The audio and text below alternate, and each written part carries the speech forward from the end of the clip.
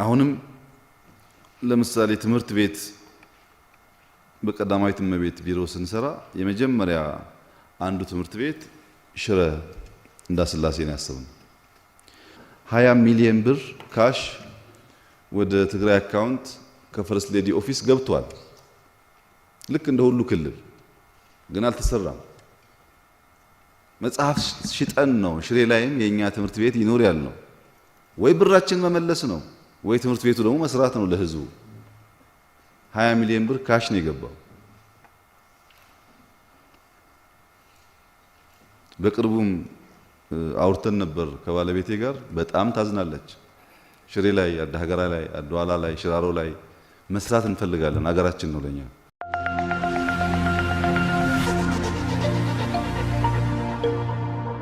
ከዚህ በላይ የምንሰራ የሚል ነገር ቢያስብ ነው እኛ የምንፈልገው። ምን ያርግልናል እኛ እርስ በርሳችን እንባል። ደግሞ እኮ ማን ተዋውቅ አይደለም እንደምታውቁት ነው። ሁሉም ጋር አብረን የነበርነው እንተዋውቃለን።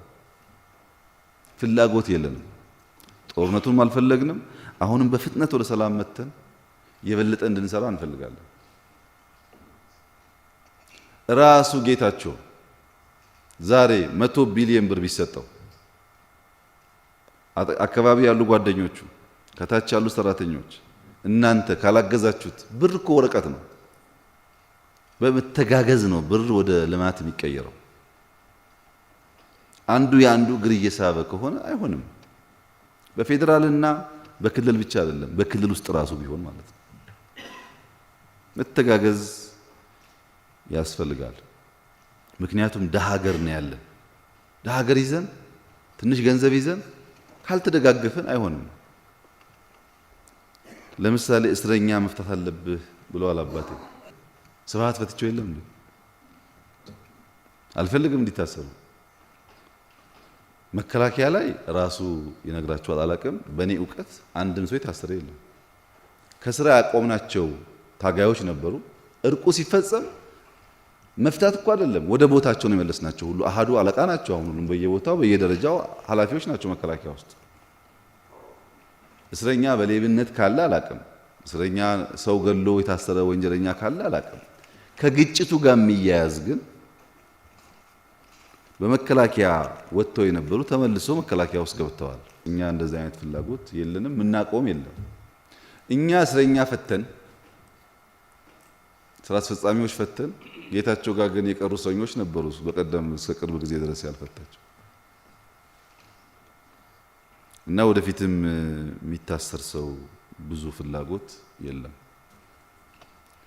ተፈናቃዮች በሚመለከት እናቴ በደንብ ገልጸውታል። መሬቱ የማን ነው የትግራይ ነው ምናምን የሚለውን ተወውና በኢትዮጵያ ውስጥ ሰው በሰፈሩ መኖር አቅቶት መፈናቀሉ በጣም መጥፎ ነገር ነው። መጥፎ አሳፋሪ ነገር ነው። አዲስ አበባ ላይ እኮ አሉ ትግራይ ተዎች ቤት ያላቸው ፎቅ ያላቸው ስራ ያላቸው፣ ጅማ አሉ፣ ጎንደር አሉ፣ በየቦታው አሉ። እዛም የተለየ ነገር የለም። ቤታቸው መመለስ አለባቸው። እንግዲህ የተስማማነው ስምምነት በተደጋጋሚ ገልጫዋለሁ። አሁን ባጭሩ ግን ኮሚቴ ተቋቁሞ አቶ ጌታቸው ያለበት፣ አቶ አረጋ የአማራ ክልል ፕሬዝዳንት ያለበት፣ ከፌደራልም ኃላፊዎች ያሉበት ሰሞኑንም ይወያያሉ። የኛ ፍላጎት መጀመሪያ የተፈናቀሉ ሰዎች በሙሉ 100% ቤታቸው እንዲመለሱ ነው። 100% ይሄ በተደጋጋሚ ብለናል። አሁንም በማንኛውም ሰዓት ቤቴ ሁመራ ያለው መለሳለሁ ካሉ ነገ እኛ ለመመለስ ዝግጁ ነን። ለመከላከያ የተሰጠው ስራ ይሄ ነው። በአካባቢው የትግራይም የአማራ የሚባል ጸጥታ ኃይል እንዳይኖር መከላከያ ይኖር። ሰዎች ይታወቃሉ። የማን ቤት እንደሆነ ይታወቃል። የማን እርሻ እንደሆነ ይታወቃል። ችግር የለውም። እርስ በርሱ እኮ ይተዋወቃል። ሰው ቤቱ ይመለስ። ቤት ከተመለሰ በኋላስ ራሱ ህዝቡ ያስተዳድረኛል የሚለውን ሰው ከራሱ ልጆች ይምረጥ። በራሱ ልጆች እያደረ ከተረጋጋን ልብ ከገዛን በኋላ ዓለም እያየ ህዝቡ ራሱ ሪፍረንደም አድርጎ እኔ ትግራይ ነኝ እኔ አማራ ነኝ ይበል። ቀድመን እኛ እንደዚህ አንናገር። መጀመሪያ ግን ቤቱ፣ እርሻው፣ ማሳው ይግባ። ይሄ ነው የኛ አቋም። መቀሌ መቀመጥ አያስፈልግም፣ ሽሬ መቀመጥ አያስፈልግም። አስፈላጊ ድጋፍ እኛ እናደርጋለን። ቦታችሁ ተመለሱ። ከተመለሳችሁ በኋላ መቼም እርግጠኛ ነኝ እርሶና ሌላ የእርሶ እህት እዛ ጎረቤት ያለች አብራ ያደገች አብራ የኖረች ስትገናኙ መላቀሳችሁ አይቀርም፣ ማዘናችሁ አይቀርም። እናንተ አትፈልጉትም ግጭቱ መጣባችሁ በፖለቲከኛ እንጂ እናንተ ሐሳብ አይደለም። ስትነጋገሩ ከውስጣችሁ የሚበጃችሁ የሚጠቅማችሁን ሰው መርጣችሁ እንዲያስተዳድራችሁ በልጆቻችሁ መተዳደር ትችላላችሁ። ይሄ ነው የኛ አቋም። ይሄንን ብንተጋገዝ ጥሩ ነው እና አቶ ጌታቸውም ስብሰባ አላቸው። ሰው ወደ ቦታው ክረምት ሳይመጣ መመለስ አለበት ወደ እርሻው። በፌዴራል መንግስት በኩል ዝግጁነቱም አለ። ለማገዝም ከምትሉት በላይ ፈቃደኛ ነን። በኋላም ኮሚቴ ያላችሁት የሚያነጋግራቸው ሰዎች ካሉ በዚህ አግባብ ማናገር ይቻላል እና ተፈናቃዮች አዲስ አበባም የነበረ ሰው አዲስ አበባ ለምሳሌ ባለሀብቶች ውጭ ሄደዋል ተብሏል። በጣም ብዙ ባለሀብቶች አሉ እዚህ ማያቸዋለሁ። አዲስ አበባ መኖር ሳይሆን ይሄ ያያችሁት ልማትም እኮ የሚያግዙ ባለሀብቶች አሉ። ትግራዋይ ሆነ ዝም ብሎ ሌላ ሰው ብቻ የሰራው እንዳይመስላችሁ። በዚህ ልማት ሁሉ ውስጥ ያሉ በተደጋጋሚ ያገኘኋቸው ያወያየኋቸው ሰዎች አሉ። ግን ችግር የለም ማለት አይደለም። እድል ሲመጣ አንዱ መግፋት ሊኖር ይችላል። ያለ መፍታት አብርሃም በተደጋጋሚ ብዙ ችግሮች እየፈታ ቆይቷል። አሁን ውጭ ሀገር ያለ ባለሀብት ካለ ይመለስ። ማን ውጭ ሀገር ተቀመጣለ?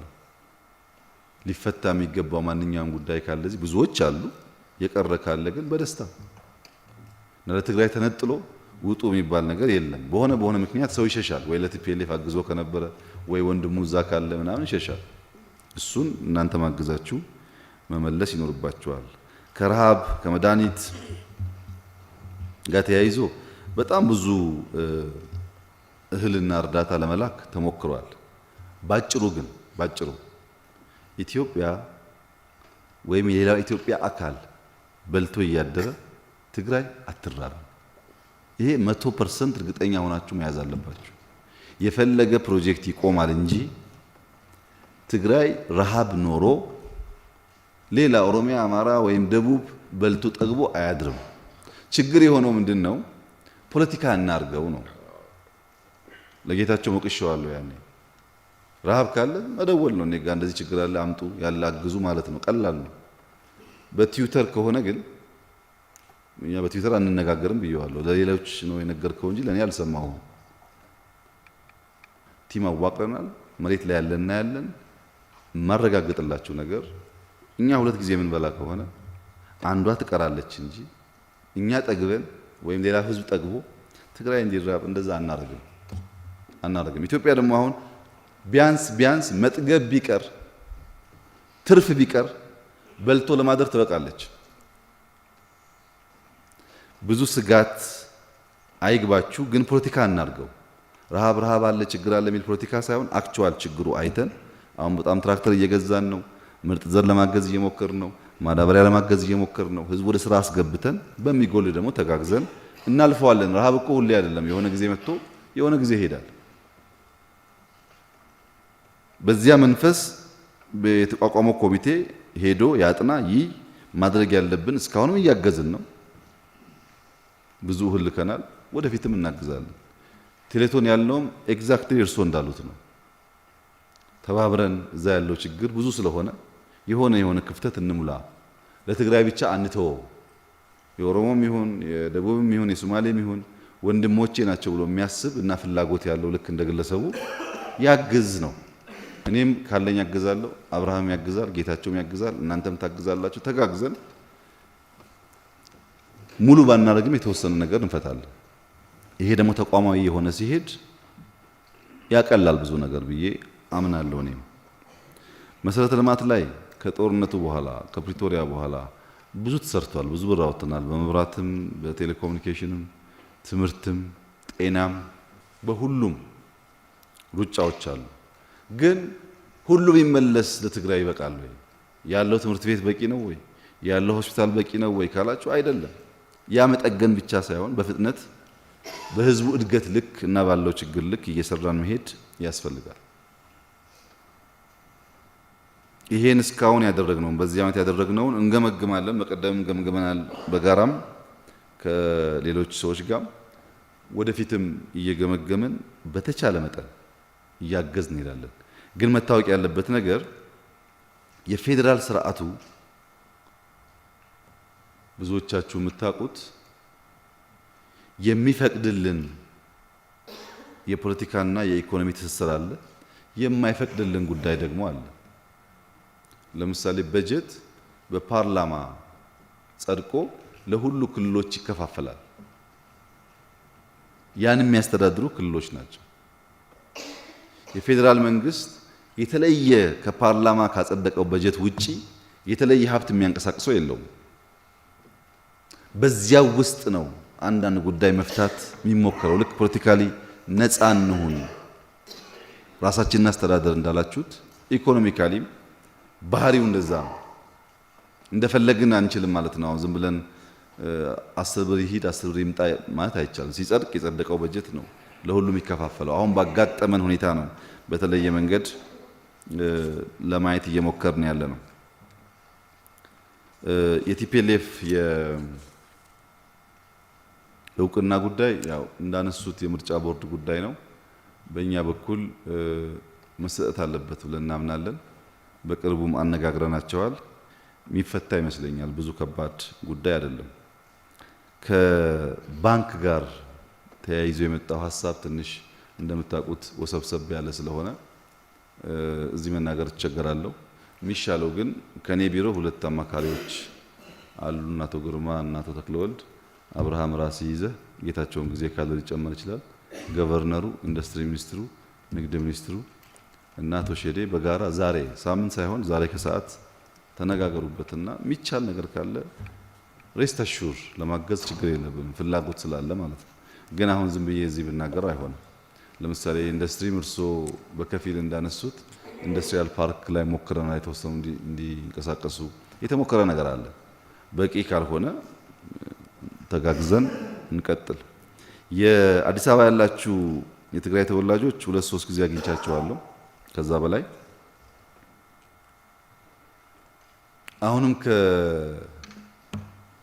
ከአብርሃምና ሌሎች ከምንመድባቸው ሰዎች ጋር ጉዳይ ካላችሁ ይሄ ባንክ ብድር ከለከለን ባንክ ምናምን የሚለውን እኔ ባንክ በቀጥታ እንደማላዝ ታውቃላችሁ። ግን በመንግስት ፖሊሲ ሊፈቱ የሚችሉ ጉዳዮች ካሉ ሰዎች እንመድባለን፣ ባለሀብቶች። ይሄ ጉዳይ ሳይሆን ባለሀብቶች ለብቻ ከአብርሃም ጋር ተነጋገሩ። እንደ ሀገር ደግሞ በቅርቡ እኔ ውይይት አለኝ፣ ከፍተኛ ግብር ከፋዮች ጋር ውይይት አደርጋለሁ። በዚያ ውይይት ውስጥ እናንተም ትሳተፋላችሁ። የሚታይ ችግር ካለ ማቅረብ መወያየት እንችላለን። የተለየ አድሎ ግን አናደርግም። የተለየ አድሎ አናደርግም። በየክልሉ አሁንም ኢንቨስት የሚያደርጉ የትግራይ ሰዎች አሉ። በየክልሉ አሁንም የሃይማኖት አባቶች አሉ። ስለዚህ አሉ፣ በየቦታው አባቶችም አሉ፣ ባለሀብቶችም አሉ። ችግርም አለ፣ ጥሩ ነገርም አለ። ልክ እናቴ በትግራይ ያለው ሰላም በሁሉ እንዲሆን ፈልጋለሁ እንዳሉት ሁሉም አይነት ነገር አለ፣ ሁሉም መልክ አለ። ጥሩ ጥሩ የበለጠ እንዲስፋፋ እንዲያድግ፣ መጥፎ እንዲቀንስ፣ ችግሩ እንዲቀንስ መተባበር ያስፈልጋል። አዲስ አበባ ላይ ያለው ልማት እኛ ጋር ካልመጣ ትርጉም የለውም ያላችሁት በከፊል ትክክል ነው። ግን ማወቅ ያለባችሁ ነገር ከናንተ ያላነሰ ልክ እናቴ እንዳሉት በላስቲክ የሚኖር ሰው ቁጥር አዲስ አበባ ቁጥር የለውም። በጣም ብዙ ነው። ፎቁ ብቻ ሳይሆን ብዙ ችግርተኛ አለ አዲስ አበባ ውስጥ። አብዛኛው ከየክልል ዝም ብሎ በጣም ብዙ ቁጥር ስለሚመጣ ቤቱ አይበቃም፣ ውሃው አይበቃም፣ መብራቱ አይበቃም፣ ችግር አለ። የአዲስ አበባ ለውጥ የሁላችን ለውጥ ነው፣ ሁሉም ሰው ስላለበት። የአዲስ አበባ ለውጥ ግን ፕራይመሪሊ የሚመራው በአዲስ አበባ ከተማ ነው። በራሱ ገቢ ነው አሁን አድዋ ሙዚየም የሰራው አዲስ አበባ ከተማ ነው። ክልሎች ይመጡና የአድዋ ሙዚየም ጥሩ ነው ለምን እኛ ጋር አይሰራም ይላሉ። ሁሉም ጋር ነው እንዲሰራ የምንፈልገው። አድዋም እንዲሰራ እንፈልጋለን። የትግራይ ክልላዊ መንግስት ነው የሚሰራው። ኦሮሚያም ፍላጎት አለኝ ይላል። የኦሮሚያ ክልላዊ መንግስት ነው የሚሰራው። በእኛ የሚደገፍ ድጋፍ ካለ እንደግፋለን። ግን ያ የአዲስ አበባ ስራ ነው። ለምን አዲስ አበባ ሰራ? አዲስ አበባና ክልሎች አንድ አይደሉም። ኦሮሚያና ትግራይ ተደምሮ ምናልባት አማራም ተደምሮ የአዲስ አበባን ያክል ገቢ የላቸውም። ያው በነበረው የከተማ ስሪት አዲስ አበባ የተሻለ ገቢ ያለው የተሻለ ሀብት አለው። በዚያው ልክ ልማቱ ይታያል። እዚህም ግን በጣም ብዙ ችግር አለ። ገና ብዙ ስራ ይጠበቅብናል። ትናንት ያያችሁት ነገር እኔ መመክረው እንደ ወንድም መመክረው በተለይ በማስተዳደር ያላችሁ ሰዎች ትግራይ ህዝቡ በጣም ብርቱ ነው፣ ይሰራል። ሀብታምም የትግራይ ሀብታም ይባል እውነት ለመናገር ለልማት ሲባል የትም ቦታ በደስታ ነው የሚሰጠው። ሀብታሙ ማስተባብረን ወጣቱም ማስተባብረን ብዙ ነገር መስራት ይቻላል ትግራይ ውስጥ። አሁን የመቀሌ ከንቲባ እዚህ አለ፣ ምክትል ከንቲባ ያንተ ፕራይመሪ ስራ የሚሆነው መቀሌ ላይ እንዴት ወጣት አስተባብሬ ድንጋዩ እዛ አለ፣ ወጣቱ ስንት ሰው አለ እዛ የሚሰራ እንዴት ቀይረዋለሁ መሆን አለበት። ሌላ ፖለቲካ አያስፈልግም። ስራ ትንሽ ስንሰራ ትንሽ ስናሳየው ህዝቡ ገንዘቡ ጊዜው ሰጥቶ ያግዘናል። መስራት ነው። ካልሰራን ግን ዝም ብለን አሁን ህዝብ ሰብስበን ተጎድተሃል ተፈናቅለሃል ምናምን ብንለው አብረን እናለቅሳለን እንጂ ችግሩን አንፈታም። ያ መፈጠር የለበትም። ግን ስራ ደግሞ ባህሪው ብዙ ነገር መተው ይፈልጋል፣ ድካም ይፈልጋል። በዚያ መንገድ ጌታቸውን ብታግዙት አብርሃም እዚህ ያለ ቢያግዝ እዚህ ያሉ ባለሀብቶች ትግራይ በጣም ብዙ ልምድ ያገኙ ሰዎች አሉ። ተማሩም አሉ፣ ሀብታሞችም አሉ። ወደ ጎን ያልናቸው ሰዎች ሰብሰብ አድርገን ለትግራይም ለኢትዮጵያም ጥቅም እንዲውሉ ማድረግ ነው። ትግራይ ያሉና እዚህ ቢመጡ የሚያግዙ ሰዎች ደግሞ ማምጣት ነው። በዚህ ስፕሪት ከሄድን ይፈታል። ዝም ብለን ግን ተቀምጠን የምንጠይቅ ከሆነ ያስቸግራል። አሁን ያልገለጽኩላችሁ ሀሳቦች ካሉ በዚሁ መንፈስ ተረዱት። ዋናው ጉዳይ ግን በኔ በኩል አንደኛ ሰላሙን በጣም እፈልገዋለሁ። ይበቃናል። ይሄ ሁሉ የሚነሳው ችግር የመጣብን በዚያ ምክንያት ነው። አሁንም ጦርነት የሚፈልጉ ሰዎች አሉ። ይብቃችሁ ሊባሉ ይገባሉ። አሁንም ከባለፈው ያልተማሩ ሰዎች አሉ። አይጠቅምም። ምን ያደርጋል? ችግሮች ካሉም እንደዚህ የተወያየን ተመካክረን ብንፈታ ይሻላል። ከኤርትራ መንግስት ጋር ተያያዘብን የሚለው መሬት በቅርቡ በነበረን ግምገማ አንስተውታል ነጌታቸው። ከኛና ከትግራይ ክልል የጋራ ኮሚቴ ተቋቁሟል። ቦታዎቹ ሄደው እንዲያይ ከኛ መከላከያና ትግራይ ካሉ ጓዶች በጋራ ሄደው እንዲያዩ ከአልጀርስ ስምምነት ውጭ የሆነ ነገር ካለ ሪፖርቱ ሲመጣ እናያለን። ማንም የማንም ቦታ በኃይል ይዞ ለዘላለም መኖር አይችልም። እንዳንዋጋ ዳግም ግጭት እንዳይፈጠር ትርፍ ነገር የተካሄደ ካለ አይተን ቦታውን ለይተን ኦፊሻሊ እነዚህ ጉዳዮች ይስተካከሉ ብለን በንግግር መልክ ልናበጅ እንችላለን። ይሄ ባለፈው ሳምንት ተነስቷል። የጋራ ኮሚቴ ተቋቁሟል። ውጤቱን ካየን በኋላ ብንገልጽላችሁ ነው የሚሻለው። ሌላውም ጉዳይ እንደ ሁሉ ችግር ነገ ይፈታል፣ ግድ የላችሁም ከኔ ጋር ከተገናኛችሁ በኋላ ሁሉ አልጋ ባልጋ ይሆናል ብዬ የማይሆን ቃል ባልገባላችሁ፣ አብዛኛው ግን እንደዚህ የመደማመጥ የመመካከር አብረን እንቀይር የሚል መንፈስ ካለ ጊዜ ይወስድብናል እንጂ እንፈተዋለን። መተጋገዙን ግን ቅድሚያ በሰጡ። በእናንተ በኩል እኔ ያለኝ ሀበሬታ፣ ጥያቄ፣ አስተያየት አንደኛ ጌታቸው አግዙት። መንግስት ሆኖ በሚያገኘው ሪሶርስ በአቅሙ ልክ እንዲሰራ አግዙት። ሁለተኛ ፌዴራል መንግስት ያሉ ባለሀብቶች፣ ምሁራን፣ ባለስልጣኖች ተባብረው በዚህ ቴሌቶን ባልነው ሀሳብ ያላቸው አድርገው ትግራይ ለዳግም ህንጸት እንዲያግዙ እነሱንም ግፉ። በፌዴራል መንግስት በኩል ደግሞ እርግጠኛ ሁኑ። ስልጣንም ይሁን ሀብትም ይሁን ስንዴም ይሁን ከናንተ ውጪ ለብቻ የመጠቀም ፍላጎት የለም። አሁን ዛሬ ነገራችሁ። ለምሳሌ እናቴ ያነሱት ሀሳብ በጆሮዬ አይደለም የሰማኋቸው፣ በልቤ ነው የሰማኋቸው። መቼ ይወጣል? ሊወጣ እኮ አይችልም። ሊወጣ የሚችል ሀሳብ አይደለም። ይሄ ዝም ብሎ እዚህ መልስ ተሰጥቶ የሚቀር ነገር አይደለም። እንቅልፍ አያስይዝም። እንደዚህ አይነት ቅን ንግግር በሚኖርበት ሰዓት ቁም ነገር አለው። በዛ ቢታይ ከኩባንያዎች ጋር ተያይዞ ሙከራዎች እንዳሉ አውቃለሁ። እዚህ አዲስ አበባ ብዙዎቹ ከውጊያ በኋላ አብርሃም ሲመጣ መኪናዎቹ ምናምን ወስነን መልሰን ስራ ጀምሮ ነበር። የሚታገዝ ነገር ካለ እናግዛለን።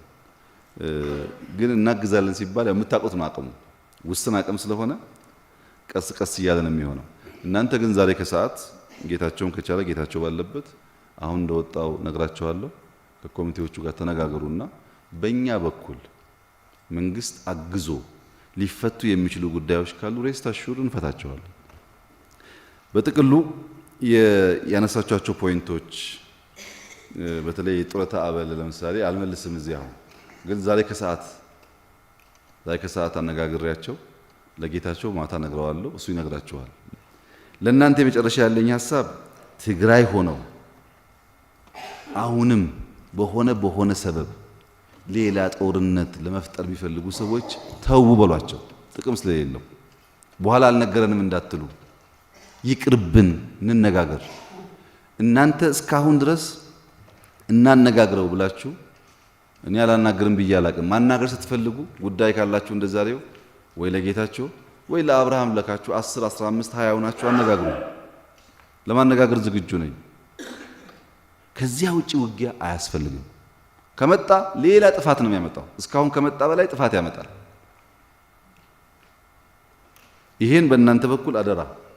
በእኔ በኩል ደግሞ በተቻለ መጠን የተፈናቀሉ እንዲመለሱ፣ የተበላሹ እንዲጠገኑ፣ ችግሮች እንዲፈቱ ማክሲመም ባለኝ አቅም ሁሉ ሰራለሁ። ከልቤ ነው የምሰራው። በዚህ ጌታቸው እንደሚያግዝ ተስፋ አደርጋለሁ። አብርሃም እንደሚያግዝ ተስፋ አደርጋለሁ። እናንተ ይሄን እመኑ፣ አግዙ።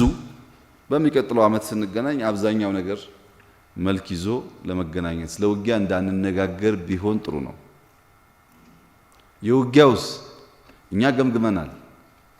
እንዴት ተጀመረ፣ ማን ጀመረው፣ ለምን ጀመረ ብለን እናንተም ገምግሙ። ጊዜ ወስዳችሁ እዛ ውስጥ ትምህርት ታገኛላችሁ። ትምህርት ይገኝበታል።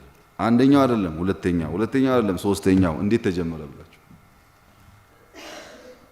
መታችሁ እኔ ጋር ብትከሱ ትችላላችሁ። የፈለጋችሁ መናገር ትችላላችሁ። ግን እውነቱ እሱ አይደለም። እውነት ስላልሆነ አይጠቅምም። ለእናንተ የሚጠቅመው እውነቱ ገምግሞ ማስተካከል። ከዚያ ውስጥ ትምህርት ይገኛል። በእኛ በኩል በተቻለ መጠን ለማካካስ ከነዛ ለመማር ለማስተካከል ነው እኛ የምንፈልገው እንጂ የትግራይ ጭንቅ እናቶች ጭንቅ ለኛ ምን ያደርግልናል? የበላንበት እኮ ነው፣ የኖርንበት እኮ ነው። ለኛ ተመልሶ ይነገረናል እንዴ? እናውቀዋለን እኮ። እና ፍላጎቱ ሰላም ነው፣ ፍላጎቱ አንድነት ነው፣ ፍላጎቱ ህብረት ነው። የጎደለ ካለ በምክክርና በውይይት መፍታት ነው የምንፈልገው። የሃይማኖት አባቶች 5 10 የምትሆኑ አላችሁ እዚህ የመጣችሁ። መቼም ትግራይና ሃይማኖት ያለው ትስስር እናንተ ታውቃላችሁ። በሃይማኖት በኩል ቅሬታዎች ይነሳሉ። በቅርቡ ከሃይማኖት አባቶች ጋር ስወያይ ከብዙ ክልል የመጡ ሰዎች ከወንድሞቻችን ተለይተናል የሚል ጥያቄ አንስተው ነበር። እኔ እዚህ ውስጥ አልገባም፣ ከኔ በላይ ታውቃላችሁ፣ እዚህም እዛም አባቶች አሉ ሊወያዩ ይችላሉ ብያለሁ።